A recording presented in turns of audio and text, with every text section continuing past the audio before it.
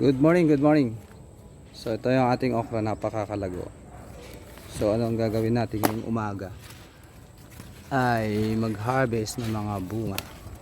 Kahit wala kang pang-harvest, okay lang. Pero kung nahihirapan ka, gumamit ka nito. Pruning knife. Okay.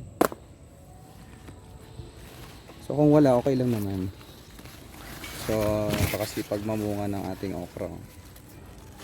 Ang dami na nating, actually hindi natin mabilang kung gaano nakarami nung na-harvest natin. So ang daming bunga talaga.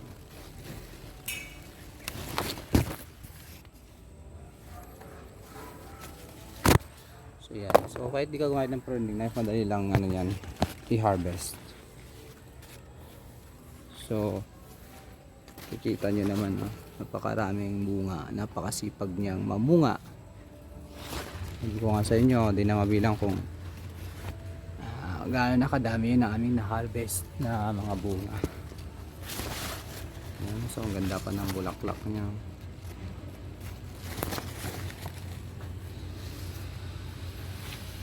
So napakabilis mamunga po itong okra.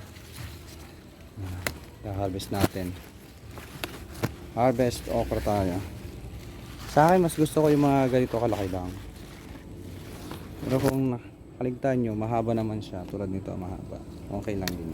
Napakadali namang tanggalin.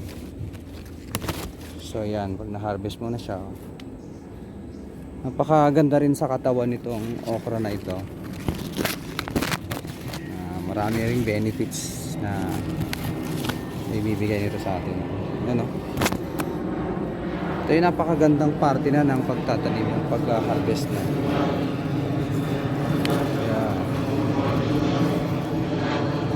Baka yung pinagpagura mo ay papakinabangan mo na, syempre, no? Yan. So sa nga pala, nag-prune na tayo dito kasi makapal na yung dahon. Kaya mapapansin nyo, may mga dahon na natuyo na dyan sa baba para malinis siya. Tignan nyo. Nag-prune tayo sa ilalim para mag-concentrate yung okra sa kanyang bunga. Tsaka para lumiwanag din. Yan din ang nagiging dahilan ng pagkakaroon ng mga maraming insekto o peste pag masyado masukal na. So binawasan natin ng dahon, nag-prune tayo. So tignan nyo naman, malinis siyang tignan kapag na-prune yung ilalim para mag-concentrate sa bunga. So tinanggalan natin yung masyadong maraming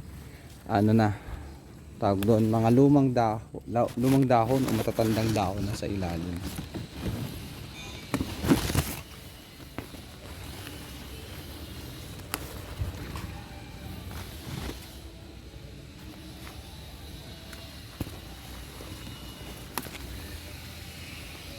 Isang plat lang din to, pero napakasarap nitong okra.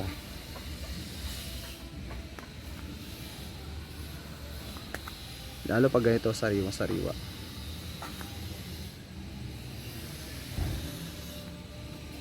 Saka taas na rin ng okra. Nataas talaga ang okra pagka maganda yung lupa. Pansinin nyo ang okra pagka hindi maganda yung lupa, bansot, yung maliliit po siya, hindi masyadong lalaki. May na-experience na akong ganun. Hindi siya masyadong ganito kalaki.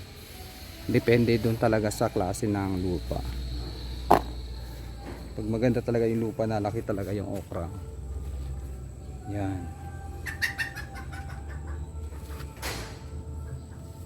So okra po ito.